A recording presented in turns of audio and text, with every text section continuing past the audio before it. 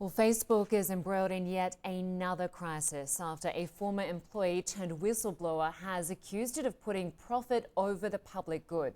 In an interview with the CBS program 60 Minutes, Frances Haugen came forward as the whistleblower who leaked tens of thousands of pages of internal research and documents. Among her claims, she said Facebook knows its platforms are used to spread hate. The thing I saw at Facebook over and over again was there were conflicts of interest between what was good for the public and what was good for Facebook. And Facebook over and over again chose to optimize for its own interests, like making more money. Facebook has realized that if they change the algorithm to be safer, people will spend less time on the site, they'll click on less ads, they'll make less money. Well, the question all of this raises is, can anybody make Facebook do anything about this? Well, Imran Ahmed is the CEO of the Center for Countering Digital Hate and joins us live now from New York.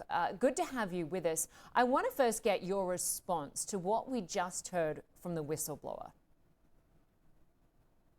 Well, it's an extraordinary and brave thing that Frances Haugen has done coming forward in this way, because what she's done is confirm what so many people have warned for a long time, looking from the outside.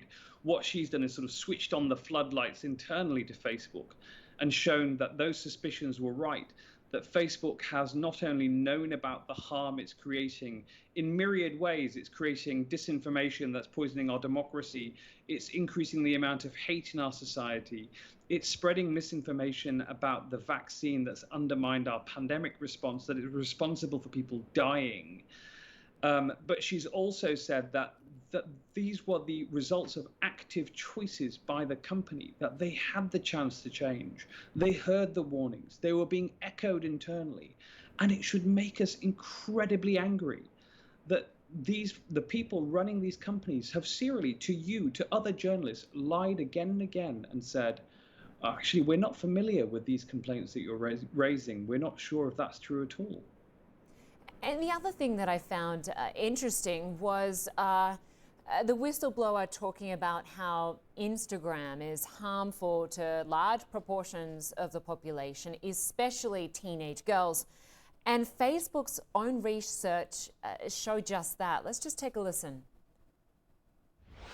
What's super tragic is Facebook's own research says, as these young women begin to consume this eating disorder content, they get more and more depressed, and it actually makes them use the app more. And so they end up in this feedback cycle where they hate their bodies more and more. Facebook's own research says it is not just that Instagram is dangerous for teenagers, that it harms teenagers. It's that it is distinctly worse than other forms of social media. So there we heard about the impact on mental health, the psychology of teenage girls using this social platform. And this is very different from scandals, political scandals we've seen and discussed in the past. This is very relatable for parents, for teenagers, for the girls themselves. And many are worried about this, right? And what the whistleblower has shown is that the platforms, both by their fundamental design, but also by the way that they operate, that essentially they are one of the main ways in which we create relationships, in which we judge ourselves against society. And what they've been doing secretly is through what she described as their algorithms, they've been turning up the heat. And so they've been they've been making those differences, those positional differences, those relative differences, the sense that we're not good enough, that we're not loud enough, that we're not beautiful enough. They've been making them more powerful, and that's had a long-term effect on the mental health of young women. Now, we've seen that from the outside. There have been changes in the number of young women, the prevalence, the percentage of young women who suffer mental health problems. And that's been changing over time, and we've been wondering why. In the same way that we all wondered, why are these strange political outcomes happening? You know, we look around the United States and think, is the Capitol riots, is this the America that we know and love? And saying, well, probably not. Well, this is the reason why. And she's really laid out for us that Facebook and Instagram knowingly have caused damage to society. And this is sort of like, you know, with tobacco. where I mean, it was almost a language of tobacco as well, that they knew that if they reduced the amount of nicotine in their platform, the addictiveness of their platform, they would make less money. So they just kept pumping up the levels. Obviously, Facebook has grown much faster than anyone could have possibly anticipated. I just want to bring up some figures we've got because its value has soared from $375 billion in 2018. Now it's worth almost $1 trillion. And at the same time, its annual revenue is set to double. From 2018, it was $56 billion. This year, in the first half of this year alone, it's already made $55 billion. Just incredible how big it's got. Is it too big to manage? And what sort of responsibility does Facebook have, and do governments around the world have? Because we know that the whistleblower is due to testify tomorrow here in the US Senate. What more can governments do?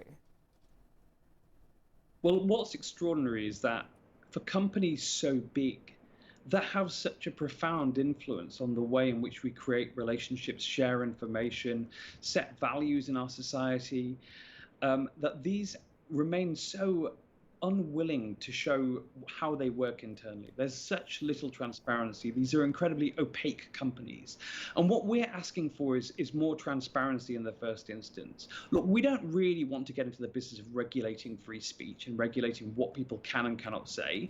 The platforms have their rules, and those seem fairly sensible, even though they're not enforced properly.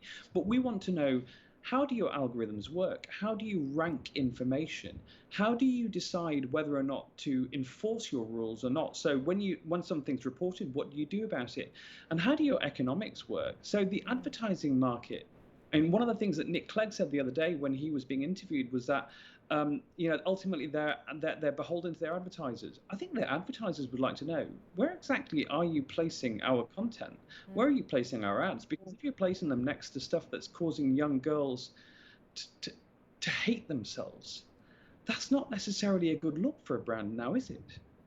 Exactly. You make some really good points. Imran Ahmed, CEO of the Center for Countering Digital Hate. Good to get your perspective. Thank you. Thanks. Well, the company's days going from bad to worse. Facebook, WhatsApp and Instagram have all been hit by big outages today. CNN's chief media correspondent Brian Stelter is covering the story and joins us now. Brian, do we know what's behind those outages? We do not, but if you're logging onto Instagram, trying to use WhatsApp, you're finding it's not working, you're not alone. This is a very widespread outage, one of the longest outages I've ever seen impact one of these big tech providers. You know, sometimes Facebook will go down for 20 minutes, Twitter will go down for 20 minutes, but this has been going on for the better part of 3 hours, and Facebook has not yet explained it. I just got off the phone with a spokesman for the company. They have no update, but they say in broad terms, we're aware of the problem, we're working to get things back to normal as quickly as possible. To have this massive outage of all of Facebook's platforms the day after this whistleblower reveals her identity and comes forward is incredible, because in some ways it is reinforcing the whistleblower's message that these platforms are addicting, that they have damaging consequences. And I think as people go onto their phones, try to click on their Instagram app, try to open up the app, and they feel that tug where they want to refresh and scroll some more and they can't, it kind of reinforces her, Frances Haugen's message. Yeah, it certainly does. And I want to ask you a little bit more, Brian, about the Facebook whistleblower and how Facebook was trying to address misinformation. They did have additional protections in place before the insurrection, before the January 6th attack at the Capitol. You spoke to the Vice President of Global Affairs for Facebook. How is Facebook defending all of this? Right. Well, he says it's ludicrous to blame the January 6th riot on Facebook. This is Nick Clegg, formerly, of course, British, a political bigwig, now the top spokesman for Facebook. His argument is, what's going on in the United States with political chaos, with socioeconomic factors, with many, many factors that all fueled the insurrection. He says it's ludicrous to point to Facebook. But the whistleblower's argument is a little more nuanced. She says Facebook contributed to the conditions that led to the insurrection. And by lowering the temperature for a while and then letting the temperature rise back up, as your prior guest said, she says that was a betrayal of democracy. And I think that's ultimately why this story matters so much. Yes, the big tobacco comparisons are real, and we're going to hear more of those from senators tomorrow. There's going to be a hearing on Capitol Hill where this whistleblower will be testifying, and we're going to hear more of those big tobacco comparisons.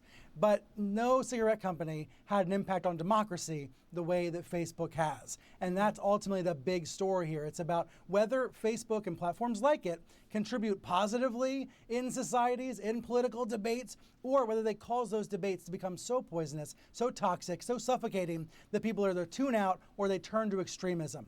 Certainly her argument is that that is what happens. People turn to extreme voices. And frankly, we've seen that in Eastern Europe and other parts of the world. We've seen these platforms contribute to ethnic strife and violence. And now we have an insider calling it out. Absolutely. Brian Stelter, no doubt we will speak again soon, hopefully tomorrow. Thanks so much. Thank you.